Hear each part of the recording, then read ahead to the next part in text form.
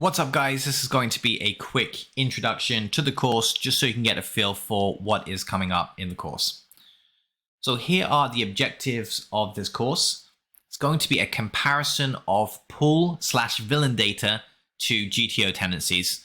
In other words, we're going to be analyzing what the player pool is doing, how that stacks up to GTO recommended strategies in that same scenario, and based on any deviation between observed strategy and recommended GTO strategy, we'll be able to derive some powerful exploits against the player pool or against individual opponents. We'll be focusing a lot on player pool data, but we'll also see some hand examples against individual opponents with individual tendencies that can be exploited. That's really the idea of this course, to pinpoint exploitable deviations from optimal tendencies. So we want to understand in which situations the average opponent is not following a strategy that's based around GTO. That usually means we have the potential for an exploitative counter, and we'll be having a look at many such strategies throughout this course. We'll look at every street, so we'll start with river, just because the best approach to learning poker often ends up being to start backwards from the river.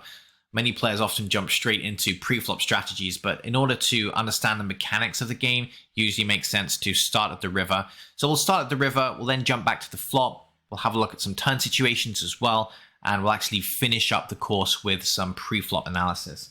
So one natural question you might have is, what exactly will I learn if I take this course? Firstly, you will get a stronger understanding of GTO. So remember, every data point we extract from the population, we're going to be comparing to the corresponding GTO recommended approach by a solver. So it's impossible to go through this course and not have a deeper understanding of how GTO works at the end of it. Having said that, we're not trying to learn GTO strategies here. We're actually looking for deviations from a GTO strategy so that we can generate exploits. That's the most important thing that you will learn throughout this course, is how to generate exploits against the player pool. And we'll also see a sampling of very common exploits that you can use immediately in your current game and boost your win rate. You might also wonder, who is this course for? Is it for just online players, or can live players take this course as well? This course is for both live and online players. Now, you might wonder how we analyze data for live games.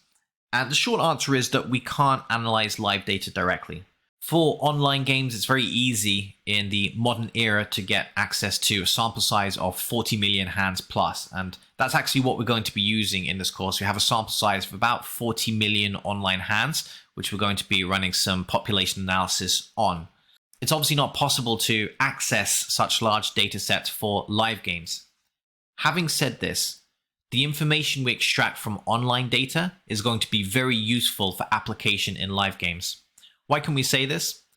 Well, when we analyze different online player pools, we find that the tendencies are surprisingly similar across player pools. In other words, what we're getting from these analysis reports is not so much information on how a very specific player pool plays, but it's more a window into how the average player thinks about poker. And we find that that translates to every poker environment. Simple example is that there are some parts of the game tree where the average player overbluffs, whereas there are other parts of the game tree where the average player underbluffs. We see that across every single network that we run analysis on. So it makes sense that this information is also going to translate to live games. There are certain situations where the average live player is going to underbluff, and there are certain situations where the average live player is going to overbluff, as an example. So we will be focusing on an online data set. We will be analyzing hands that have been played online, but this is absolutely a course for any poker player. If you are an online player, this is for you. If you are a live player, you'll also find many resources for drastically increasing the quality of your game.